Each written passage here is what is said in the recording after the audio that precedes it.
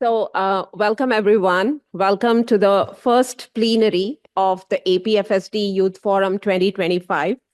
And you know the theme of APFSD Youth Forum this year, which is advancing sustainable, inclusive, science and evidence-based solutions for the 2030 agenda and its SDGs, and leaving no one behind. And we have actually said that the Youth Forum focuses on leaving no young person behind. So the theme basically connects very well with the first goal under review, which is SDG 3 on health and well-being. And it also intersects very well with SDG 5, but also with SDG 17 on partnerships. So we have a very great panel of speakers here today with us. And we will be having certain discussions around what is this region doing in regards to progress or gaps or challenges around SDG 3 primarily, and then also looking at intersections of SDG 5 as well as SDG 17. Also, I wanted to give you a brief in terms of why do we do this in terms of having UN agencies and experts speak about the topics. We want young people to have informed knowledge around what are the issues that are there and what is the data saying, what is the evidence looking like, so that you are making informed decisions, you are making an informed analysis in regards to your advocacy and your activism.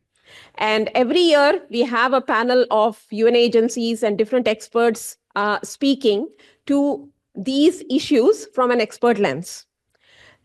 So that is just a background to all of you. And I'm very happy. We have a very good panel of speakers with us today. First, I would like to invite Chavisar. Chavisar is the Public Health Support Officer at the World Health Organization Country Office for Thailand. A round of applause for her. I would now like to invite Sylvia Wong, who is the Adolescent and Youth Technical Advisor at the UNFPA Asia and the Pacific Regional Office. And I would like to invite Janil Bab, who is the Regional Advisor on Education for Health and Well-being, and she's based out of the UNESCO Regional Office in Bangkok. A round of applause to all our speakers who have made time to really be with you, to speak to you on the different issues that we are going to discuss, and we will continue to discuss, and we will actually put in our recommendations in the call to action. So without much ado, I would like to invite Chavisar, and her detailed bio is there for you, and you can look at it. She is a doctor, and she is also an epidemiologist with a master's degree in global health from Karolinski Institute, based out of Sweden. So over to you, Chavisar. So we take it from there. Hi, good afternoon, everyone, and thank you so much for kind introductions. I really thank you for having me today. I would say that this is my first conference that I know no one before I came. Like most of the time, I joined a conference of health system, human resource for health, and many more like epidemiologies. This is a very good sign that I'm here today because it's the signs of breaking some silo. It's so boring if I came to the conference and I see a lot of old faces. That's not gonna make any new change, right? So that's why I'm totally appreciate today's event.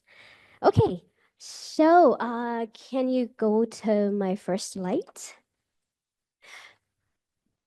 So this is just showing that as a few epidemiologists who start career as a rural doctors and border of Thailand.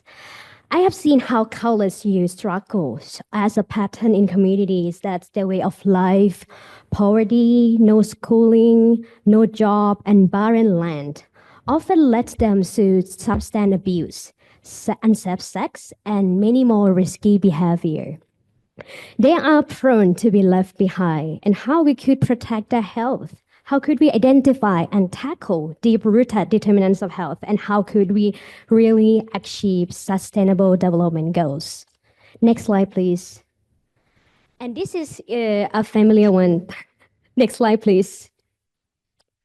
So, to just focus on SDG 3, aim to ensure healthy life and promote well-being for all at all ages. This is include 13 targets covering various health issues.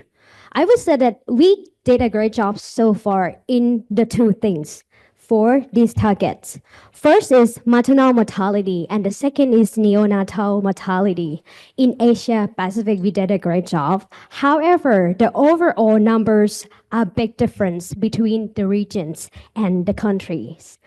Three other targets that we did great and is still on track is malaria, under 5 mortality, and birth attended by skilled personnel.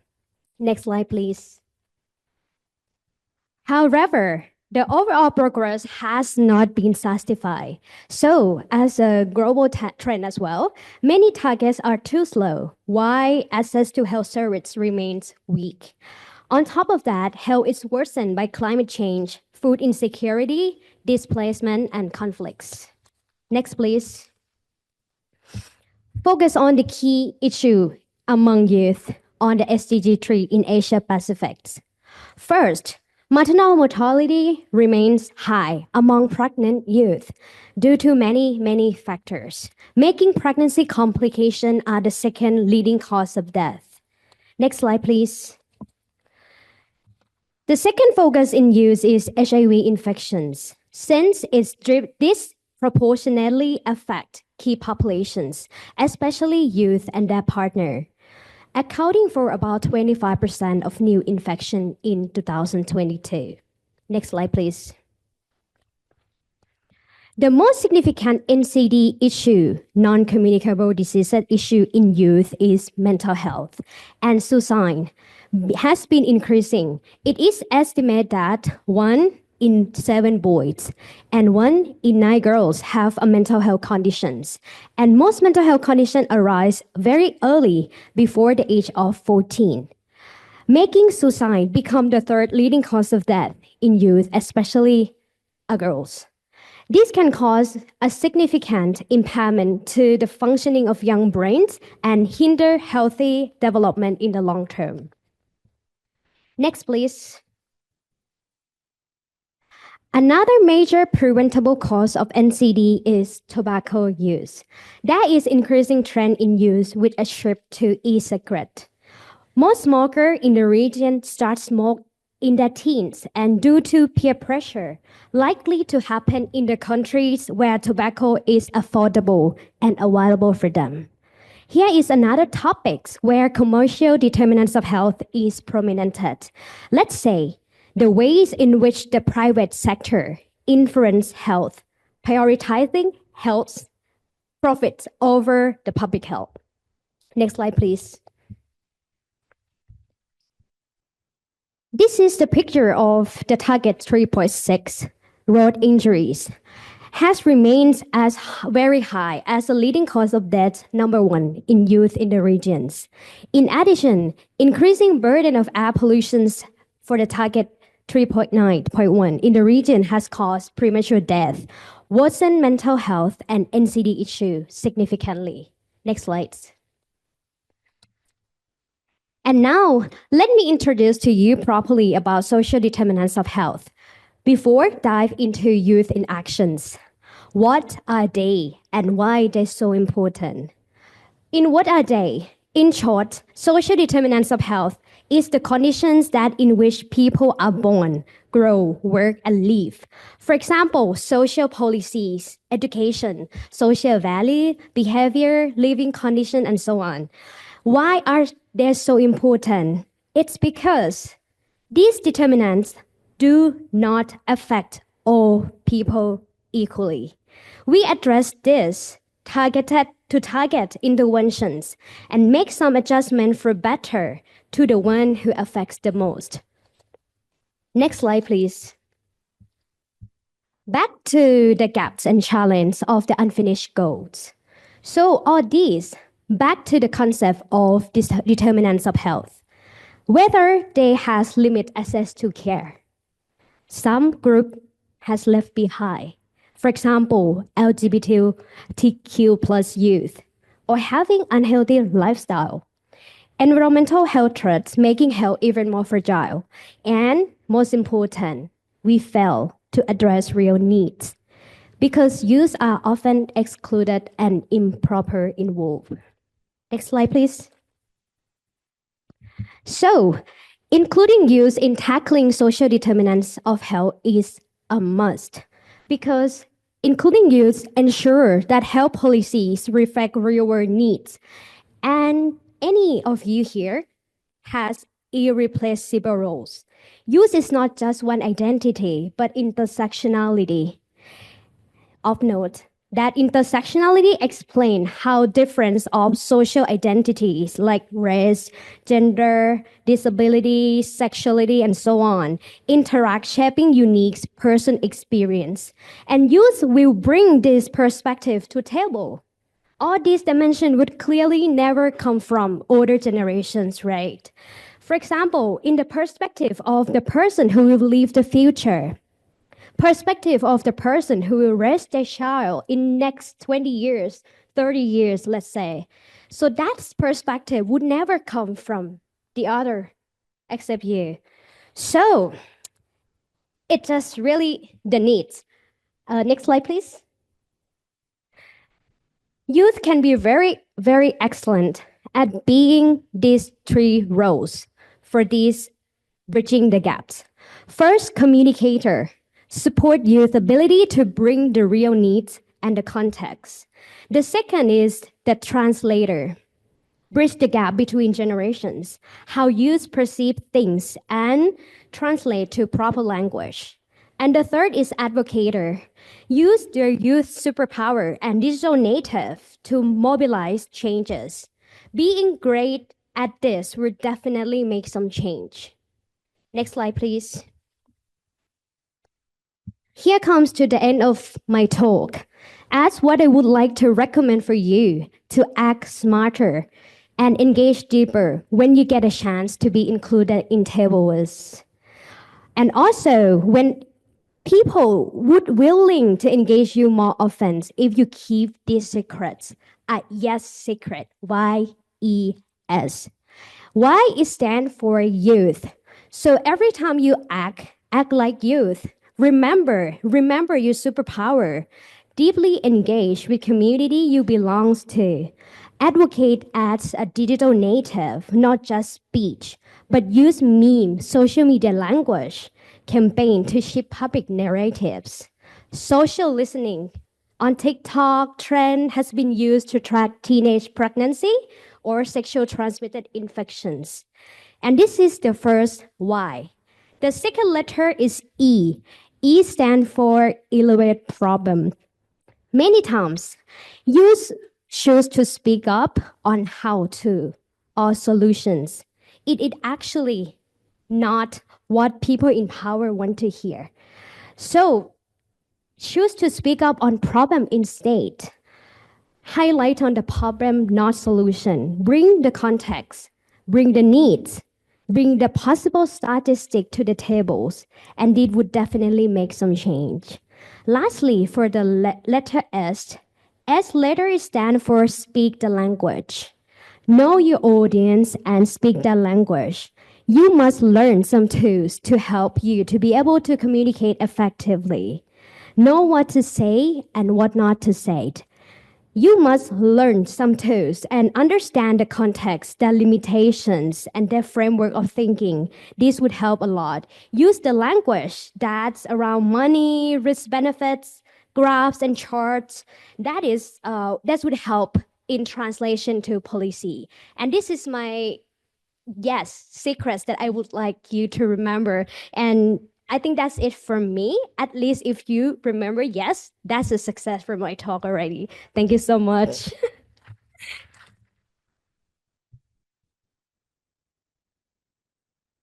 Thank you, Chavisar. So, as you all know, Goal 3 is basically focused on certain targets, and the targets include reproductive, maternal, child health, adolescent health, communicable diseases, but also non communicable diseases, universal health coverage, um, access to SRH services, and also safe and effective, quality, affordable medicines and vaccines. What Chavisar has done is to give us an overview of where the progress is, but she has also highlighted to us certain indicators and targets that are very relevant to young people, and what is the progress around that. And thank you also to give us some practical tips, and our young people will definitely look into it, and thanks for that. And now I move to our next second speaker, Sylvia. Sylvia is the technical advisor, as I have said, with the adolescent and youth for UNFPA Asia and the Pacific Regional Office. And she is actually providing thematic leadership and strategic guidance on adolescent and youth issues. And what Sylvia will do is to focus very specifically on the angles of SRHR related SDG targets and indicators. Over to you, Sylvia.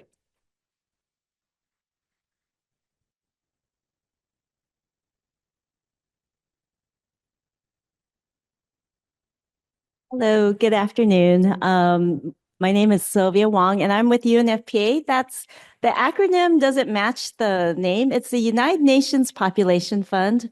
And so we're the Sexual and Reproductive Health Agency within the United Nations, and we work with you, governments, stakeholders, partners to ensure that every pregnancy is wanted, every birth is safe, and every young person's potential is fulfilled. And I'm really glad to be here because without your potential fulfilled in this region, then the world can be a very scary place. So I'm so glad to be here, that knowing that the future is in your hands as well as ours. So after following WHO's presentation, I agreed to yes. And I'm going to talk to you a bit about the sexual and reproductive health situation in our region. As many of you know, and you were all young at one point, you're still young, but if you can recall when you were 10, 12, age 14, 16, 18, and all the crazy stuff going on, all the fun stuff, but also the really interesting, important decisions or moments that brought you here today. And I want us to think through and see, well, what does that look like for your generation and the young kids behind you to make this world a better place for them and those that follow? Because we know that it's also a crucial time when they prepare, when you get ready for adulthood. And these are important times in all of our lives. So I'll give you an overview, a snapshot. I will run through some regional data points just to create a picture of what we saw on the situation of young people are faring with sexual and reproductive health, and highlight a few examples of what UNFPA is doing with partners on humanitarian settings as well. And I want some important points to keep in mind, and that is, as you know, and as the room here represents, and all the listeners, the watchers on Zoom, what you know is the rich diversity that's here in your region. And I also want you to think through about health, even though I'm asked to talk about SDG 3, as what Sai had mentioned, they're all interrelated. And we know that good health and wealth go hand in hand. And to WHO's point, it's really the non-health factors that drive good health or poor health. So I would like us to think about that with regard to poverty, education, exclusion, etc. And while I go through the numbers, the data, I want you to also think there are some really key norms driving these numbers at what you're seeing. So think about the numbers, but what are the norms behind them that bring us to the situation we are today? So, okay, let's begin. Next slide. Very quickly, and then we just crunched this data earlier this week, and this is the new number based on some 2024 projections, that for our Asia Pacific region, there are approximately 1 billion young people age 10 to 24. That is still the largest proportion of young people in the world. That's about 50%. The second region that follows after Asia Pacific is the Sub-Saharan Africa region, which is about 25%. So what our region does, what you and all those in the Zoom are going to do for the future will have big ramifications for the world to come.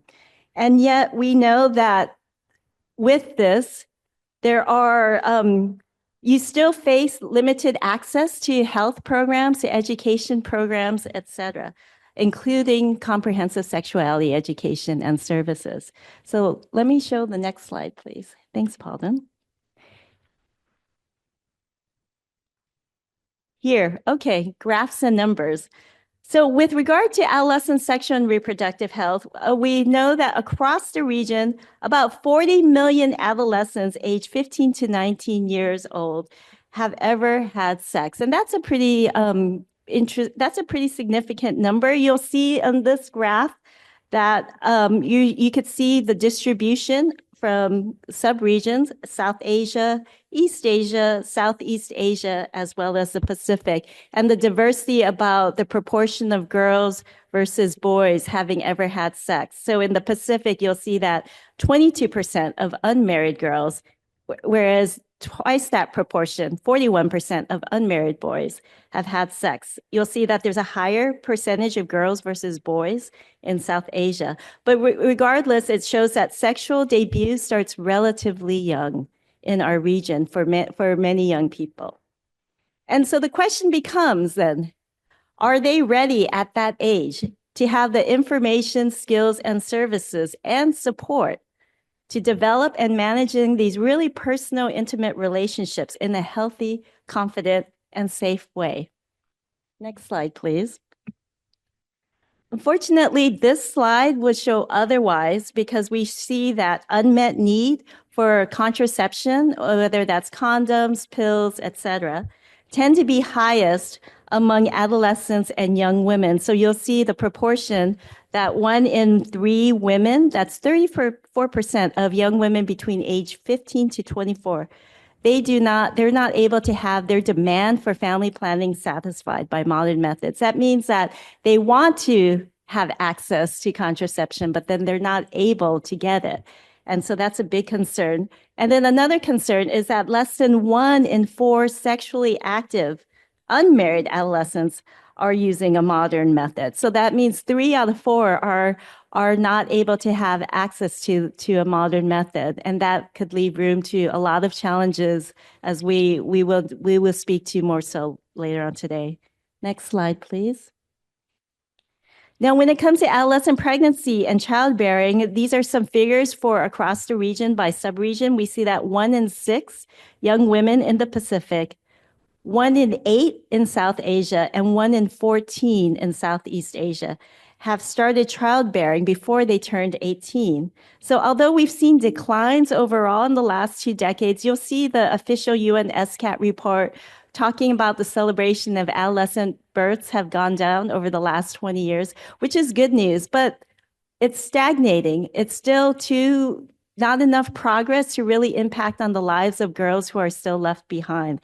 And so this is an important point, that there's still work to be done. At the aggregate level, people will say there's success, but when we drill down at specific girls, girls in the most remote areas, girls who are not in school, girls who are coming from the poorest families, they are still the most impacted. And the numbers don't tell their stories enough. Next slide, please. We also know that child marriage and adolescent pregnancy go hand in hand. And many of you will know this. You know this in your communities. You know this from your advocacy, your education work, et cetera. And this is a slide that comes from our friends over at UNICEF, which we work with closely on child marriage programming.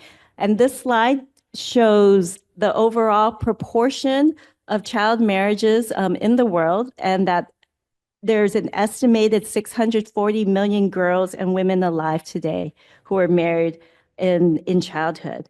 But nearly half of these women, these young child brides, it's 290 million. So that's the The blue on the right-hand side, that represents South Asia, India, Pakistan, Bangladesh, of course, and that's about 290 million. And while there have been declines again over the last 2 decades, you'll see this in the official reports. To me, that's 290 million girls in South Asia, too many who are still not being reached through programming and through support. And so there's quite a lot of work to do. And so we know, again, that it's driven by poverty, exclusion, harmful social norms, what people think about the value of girls, about their autonomy, about their bodies, about their choices. So there's still quite a lot of work that needs to be done. Next slide. Thank you.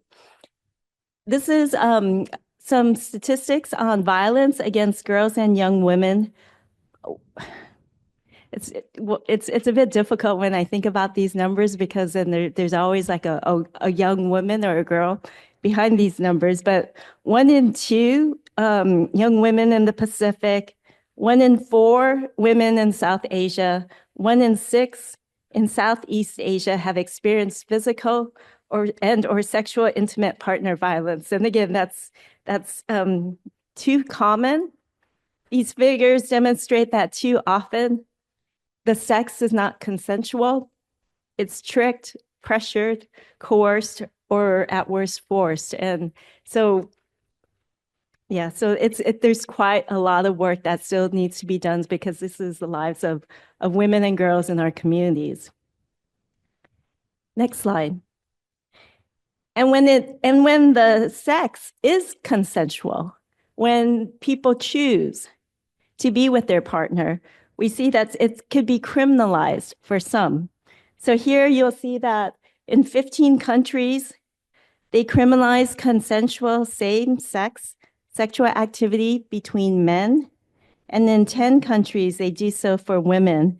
And so we know that young people with diverse sexual orientation or gender expression continue to face enormous stigma or discrimination, contributing to the high burden of violence and poor sexual and reproductive health. Let me just say that that slide needs to be updated to reflect also the recent things that happened in Thailand, but this is based on an old slide, just for that note.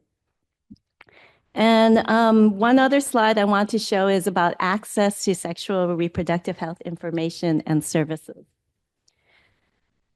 So despite all the issues that we've seen, what the numbers are showing, the norms behind it, yet more than 1 in 2 girls, well, if they try to seek services for any serious problem they're facing, they face barriers. It's difficult. They don't show up, or when they do show up, they're treated poorly with stigma. They don't get the services they need. And so again, unfortunately, we have a long way to go to support young people's health and well-being, including sexual and reproductive health. So there's quite a lot of work that still needs to be done in this area. So that's an overview of some of the data. Now let me shift a little bit to some of the work that is happening on the humanitarian settings that UNFPA supports. Here, as we know that this region, it goes without saying, it's the most disaster-prone region in the world. There's a lot of emergencies, a lot of forced migration, a lot of key challenges that are happening, impacted also by climate crises. You must see it or know it and live it in your day in the communities of increased floodings, rising sea levels, other natural disasters. And we know that also women and girls are disproportionately affected because of systemic, structural, and gendered reasons. And we also know that periods and pregnancies, they don't stop for humanitarian crises. These things still go on. And yet imagine going through this in the face of flooding, et cetera. So with this in mind, UNFPA has a regional initiative. It's called the Regional Pre-Positioning Initiative.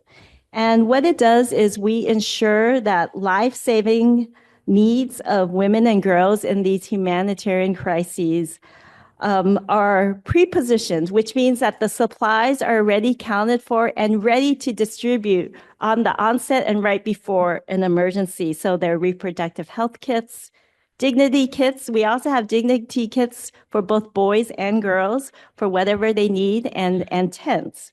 And these services are provided through women-friendly and youth-friendly spaces where they can get psychosocial support, information, and referrals. So these initiatives help build local capacity, they increase effectiveness, and they help set standards with partners. And to date, since this program first started in 2015, UNFPA has provided these life-saving supplies to over 251,000 people, including over 20,000 girls and 4,000 boys affected by 138 emergencies in 16 countries in our region. So we're continuing to be at the forefront in these crises. Next slide. And finally, that was at the regional level. And now I'd like to just share a bit about one of our flagship programs on ensuring sexual and reproductive health and empowerment programs for young people in Bangladesh. This is in the Cox's Bazar region where we know that it's the world's largest refugee camp in the world in Cox's Bazar. So we continue to provide for adolescent and youth needs. You'll see in the slide, we're providing a whole multi-sectoral package of health, education, social and development needs in the face of a protracted crisis since 2018. And this is in the Rohingya refugees. It involves programs for girls, programs for boys, programs for caretakers, art, theater to help build resilience, to help improve psychosocial support as well. And to date, we've reached over 92,000 girls and boys, youth, and caretakers for these important life-saving, as well as programs to support gender equality, reduce pregnancy, and prevent child marriage. There's a quote here that Two says, more minutes. Yeah. There's a quote that says, "In the past, my heart was fraught with sadness and frustration. Now they are all gone. I have friends. I know my parents, teachers, and friends are always on my side." So this was a girl who is part of the program. So finally, with my recommendations after all this, I'd like to say that I encourage you in whatever you do, because the situation, there's so much work to be done.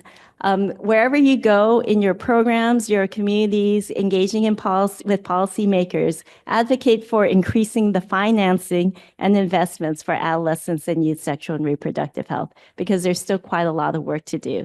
And that includes systems, health systems, sexuality education, which we will hear about more. Prioritize and work with your communities and with policymakers to prioritize adolescent and youth issues in humanitarian settings. Advocacy, engagement, and your inclusion in these disaster and preparedness response plans are very crucial, and to ensure the safe and empowering spaces for those who are most in need. And finally, I showed a lot of data. I encourage you to think about the norms behind the numbers, but we simply do not have sufficient disaggregated data to generate evidence to really pinpoint what else more needs to be done. So continue to lead and contribute to these evidence generation efforts. Use your innovation, use community-driven approaches. Don't wait for official statistics, because by the time next year they'll be too old, but you know deep down in your communities more work needs to be done. So continue to engage and generate evidence, and continue to do what you're doing, but elevate it even more for your generation and the generations behind you. Thank you so much.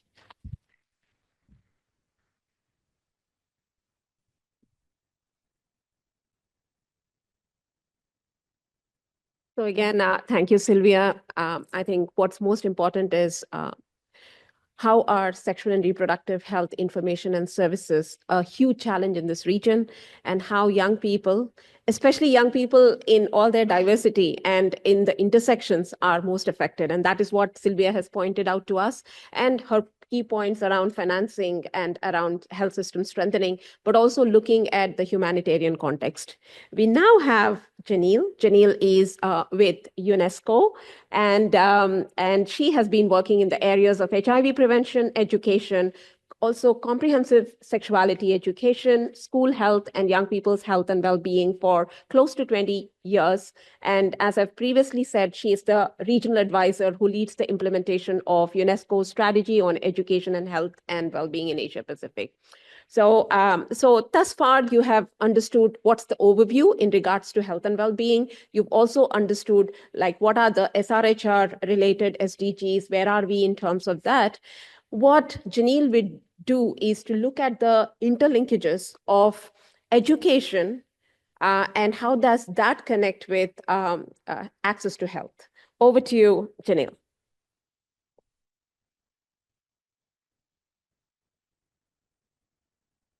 That's very tall.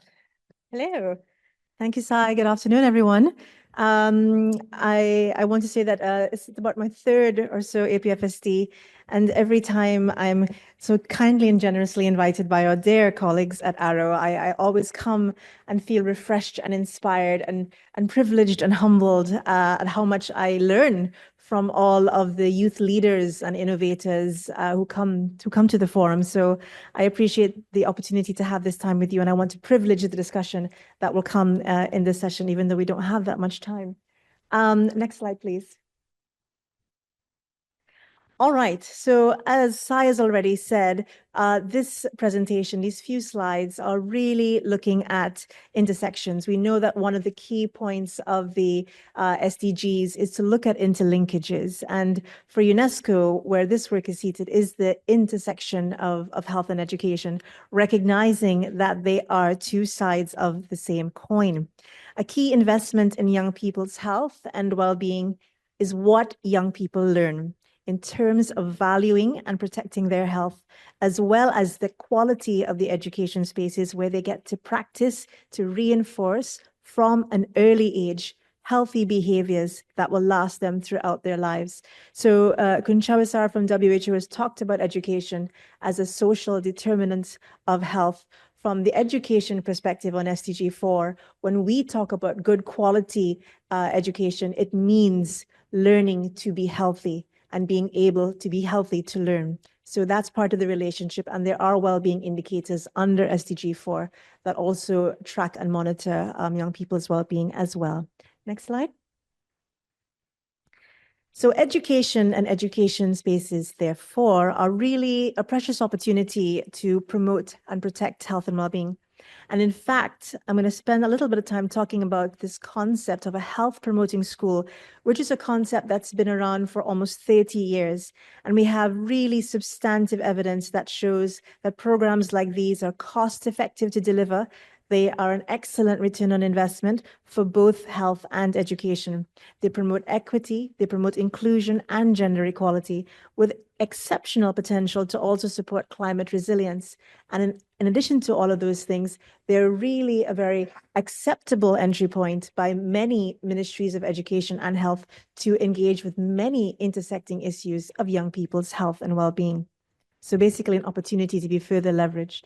Next slide, please. Click again. And click again. Super.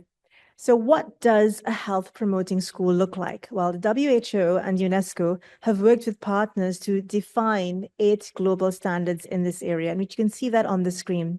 And in the interest of time, I'll only focus on 2 standards: school curricula that support health literacy, and the school socio-emotional environment where all learners should feel safe and welcome and happy.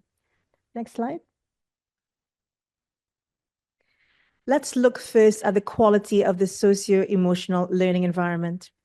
Millions of young people all around the world experience school violence from both their peers and also from their teachers. In Asia Pacific, as is the case around the world, 1 in 3 students has experienced bullying in the last month.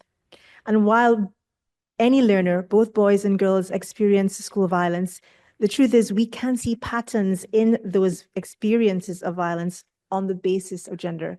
So even though gender may not be the cause of school violence, we can view all violence through a gendered lens to examine patterns that emerge in terms of the perpetrator, in terms of the target, and in terms of how the harms of violence manifest.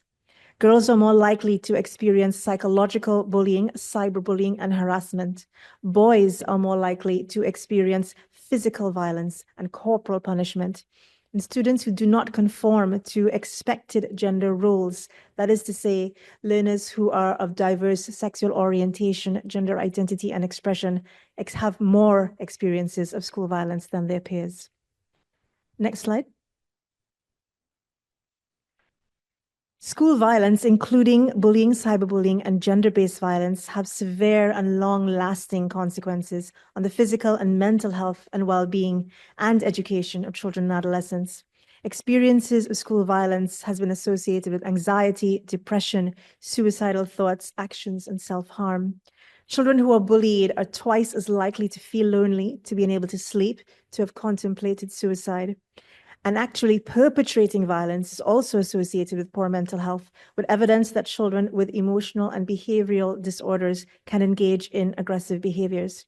And there are other documented health risks to violence, including bullying, risk-taking behaviors around substance use and sexual behaviors. And actually, school violence is the number one reason why young people are afraid to go to school, and is one of the major causes of poor mental health and psychosocial well-being in school-age learners. Next slide, please. So despite the need, therefore, of school curricula that develops knowledge, skills, values, and attitudes for both health-seeking and help-seeking behaviors by young people, we are still falling short in this area. Among 28 countries who are reporting having sexuality education topics in their school curricula, more than 35% report that topics such as sexually transmitted infections, such as HIV, gender, and gender norms are actually not included in schools' curricula, or they're only included very briefly or not at all, or they're simply unable to say, as we can see with one click more on this slide. One click more. Thank you. Next slide, please. And yet, this is exactly the kind of learning young people tell us that they want to have. In a 2019 online survey of more than 1,400 young people aged 15 to 24 from 27 Asia-Pacific countries who were asked about their experience of school-based comprehensive sexuality education, when we asked the question on the kinds of topics they wanted to learn about, but actually didn't learn, here is what they said. Content on gender equality and violence were among the top topics that they wish they had learned at school but didn't. The top ranked topics were on sexual orientation, gender identity and expression, followed by gender equality, and then sexual violence, abuse, and harassment. Next slide, please. Therefore, CSE has great potential as prevention education, targeting poor health outcomes related to sexual and reproductive health and rights, gender-based violence, and mental health. Yet even where young people can access CSE in schools, there's room for improvement, including in terms of responsiveness to young people in all their diversity. In the same survey I just mentioned, we asked young people how satisfied they were with the sexuality education that they received at school. Satisfaction with school-based sexuality education was lower among lesbian, gay, bisexual, transgender, and intersex youth respondents and respondents with disabilities compared to the general youth cohort answering the survey. Next slide, please. So just to conclude then with a key message that I'll leave on screen, but essentially, let's click through, 1, 2, 3, some recommendations really just to inform our discussion that comes next. First, in terms of thoughts that I'd like us to reflect on, the importance, what we've learned from evidence and programming, of centering young people's voices and experiences in health education so that curricular teaching and learning really meet their needs. And this is true whether in formal education settings or in non-formal education settings. We know that students are key in shaping a positive school culture, in practicing their skills and applying their knowledge for healthy and respectful interpersonal relationships. And we, as duty bearers as well, need to empower their leadership and their participation. And finally, age and developmentally appropriate and contextually relevant CSE that is scheduled in the school timetable and that is delivered by trained and supported teachers should be normalized as part of essential health education within the framework of health promoting schools. Thank you, everyone. I'm really looking forward to our discussion.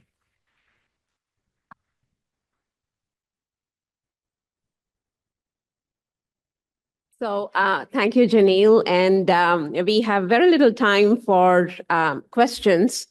Maybe what we can do is take at least 3 questions. I've seen Dina, and yes, the last table out there, and then yes, this table here. Only 3 questions, and then you will be in your breakout rooms and you can ask more questions and we can have more discussion. Over to you, Dina.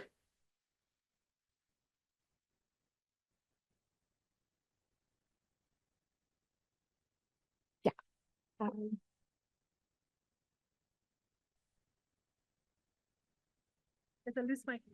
This one here.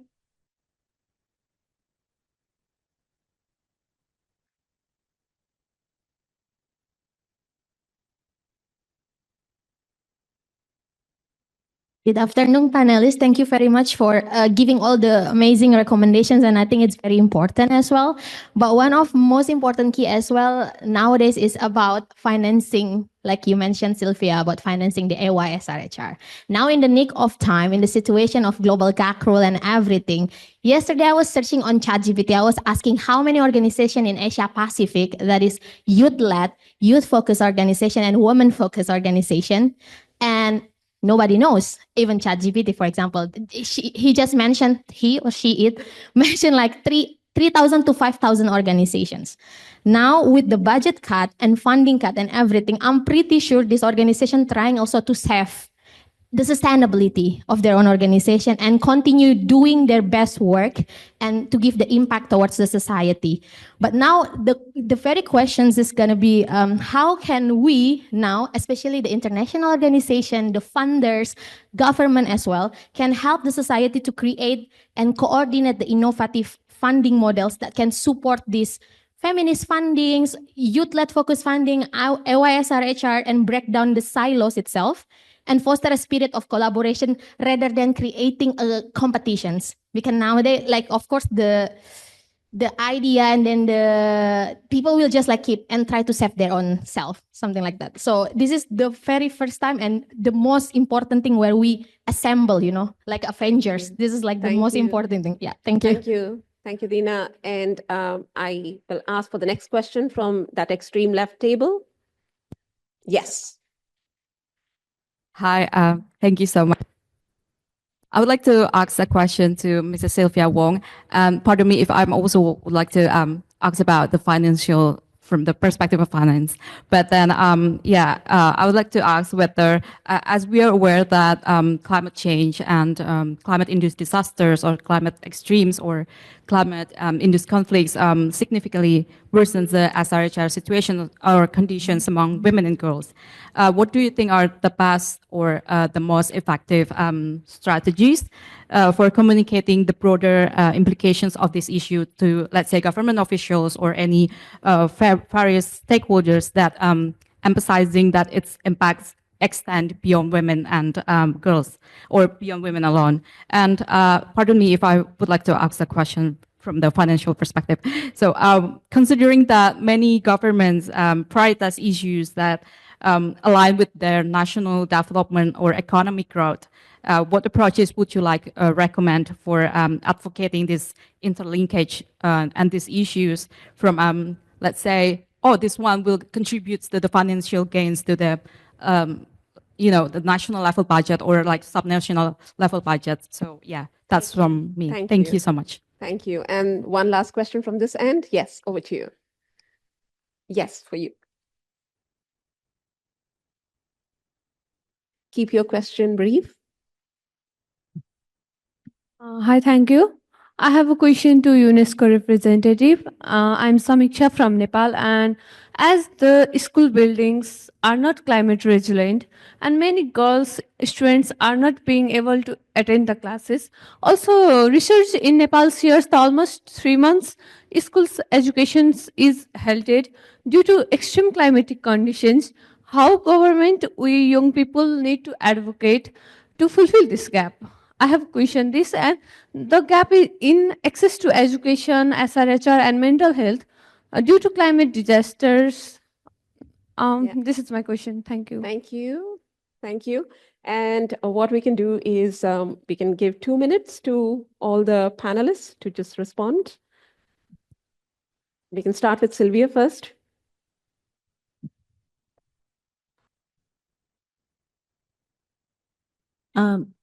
Thank you very much for your question. If I think I followed it, it was a very good question because we know in the last 3 weeks, the international development humanitarian sector has been completely disrupted or dismantled, if you will, for reasons.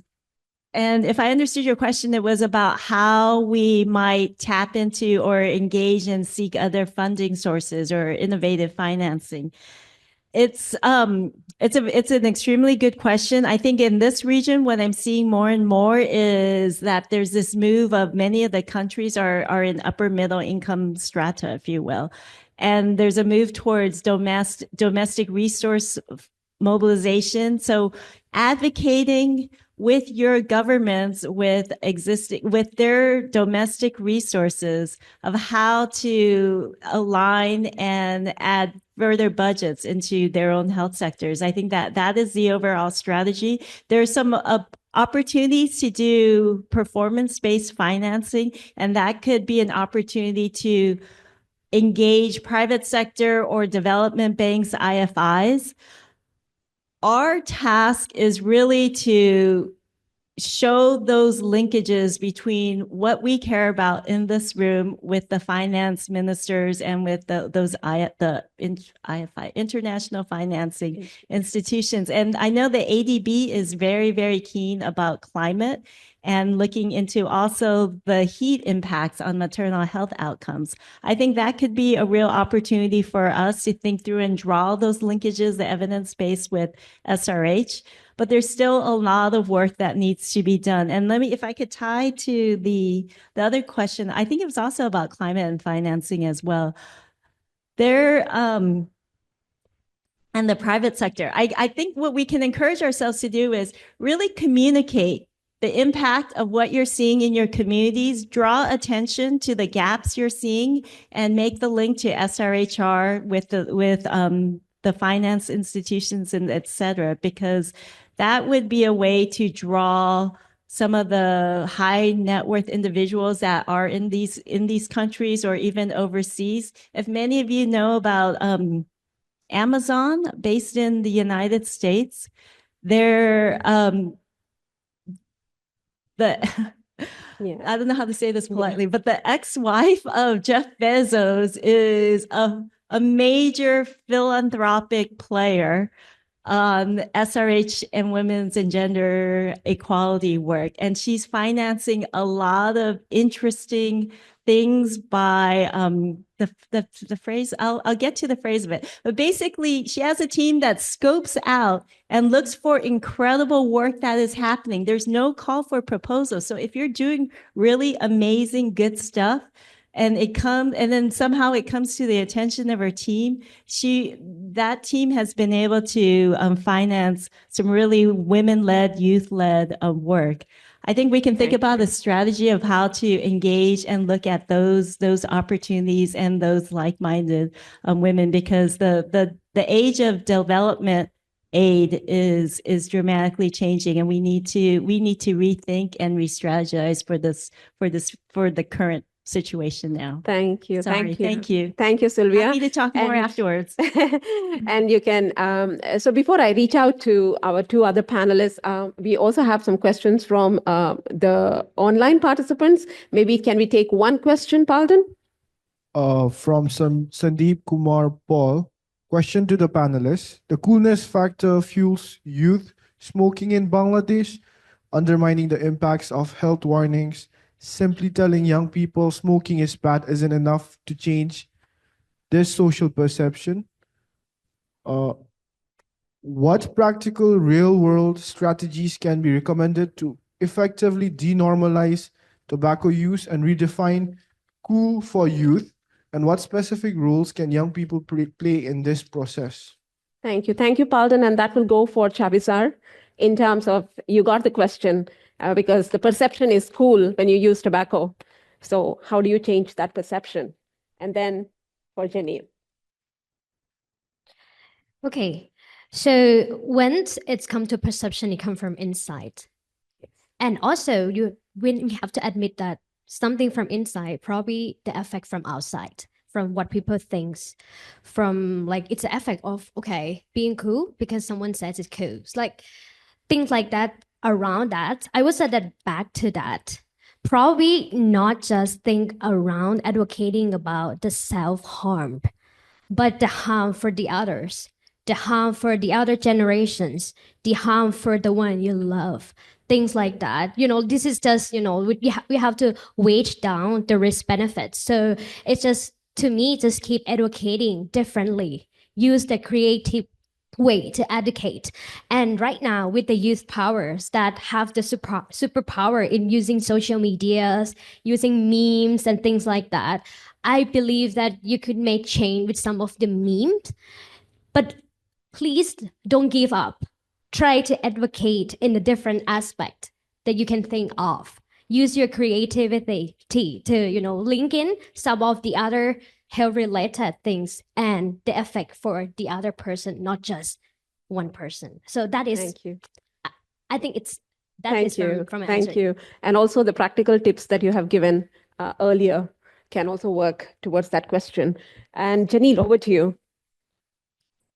Thank you. Thank you for that excellent question. I would say that the kinds of not just advice, but technical and capacity building support that UNESCO is providing to governments, in particular ministries of education around this, are for initiatives both at the school level and at the systems level of education. And just to be clear that what happens at the school level is influenced by the systems level as well. And we know that different kinds of models of education exist in different countries, right? Decentralized and centralized. At the school level, we are interested in things like school infrastructure, right? How buildings are constructed to be both resilient and both responsive to extremes of weather and climate-induced patterns as well, but also the way teaching and learning happens, including flexibility of learning modalities, hybrid, remote, online, and the IT infrastructure also has to keep up with that, and also connectivity and other kinds of elements that make that possible, and also to not widen inequities around that. Schools often don't have their own operational budgets, and we've seen models where even at the level of individual schools, they have partnerships, including with private sector or other kinds of benefactors to help facilitate some of these types of approaches. At the systems level, there is both immediate, middle, and longer term types of programming that become important.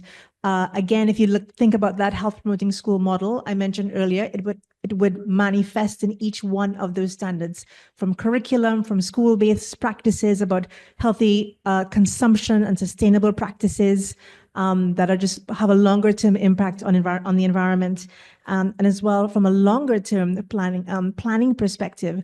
UNESCO, through its Institute for Education Planning, works with governments to use population data, geospatial modeling data to forecast elements, forecast things like, okay, we can see in 30 years, maybe this part of the country is going to be underwater, or the population distribution is going to be more in this area than this area, and which informs how the government spends its money, or how they invest in things like the construction of new schools or upgrading of schools to be more climate resilient.